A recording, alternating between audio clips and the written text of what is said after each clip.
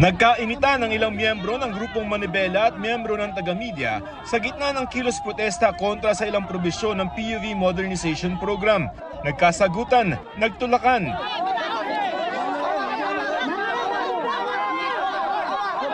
Hinatak ng kanyang driver ang radio reporter na si Val Gonzales. At namagitan naman ng ilang malalamig ang ulo. May sumusuntok dito, may sumusuntok sa akin dito. Nagagalit sila na inire-report ko yung katotohanan na 30 minuto na nilang hinarang itong kahabaan ng isabi nyo. Walang sumuntok, tinulak lang siya. Bakit siya nagsalita na mga bastos kami? Balik tayo sa alay! Ito ang unang araw ng kilos protesta at tigil pasada na ikinasa ng grupo sa Metro Manila at sa ibang probinsya sa bansa. Tutol kasi sila sa consolidation ng mga tradisyonal na jeep kung saan kailangan nila magpalit ng mas mahal na mga modernong jeep o minibus. May ilan ding galing Pampanga na sumali sa kilos protesta dito sa Metro Manila. Hindi na raw namamasada sa San Fernando, Pampanga ang mga hindi nag-consolidate dahil sa takot na mahuli.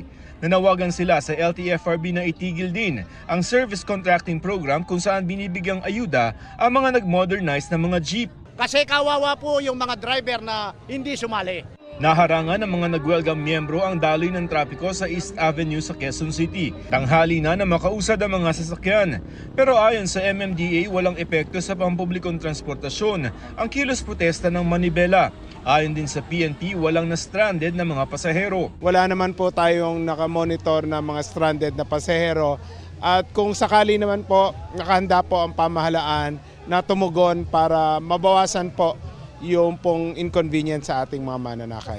Sa harap ng opisina ng LTFRB, ginit ng grupo na labag daw sa konstitusyon ang inanunsyong panguhuli sa kanila ng Land Transportation Franchising and Regulatory Board o LTFRB. 5 taon dapat ang bisa ng hawak nilang mga prangkisa. Yung revocation ng walang due process, unconstitutional. Gusto ng grupong Manibela na payagan pa rin silang makapagparehistro kahit hindi na sila sumali sa PUV Modernization Program, pero ang LTFRB nagbanta na ng panguhuli. Itinuturing ng kolorum ang mga hindi sumali sa consolidation dahil wala na silang provisional authority para mamasada pa.